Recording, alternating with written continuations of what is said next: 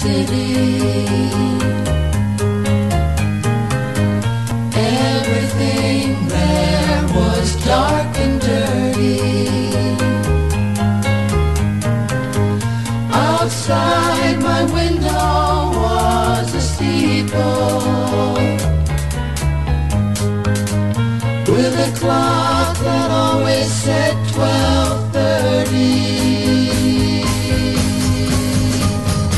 Young girls are coming to the canyon,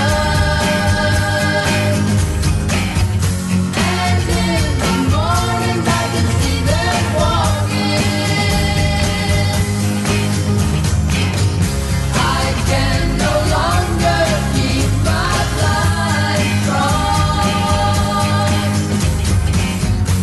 and I can't keep myself from talking.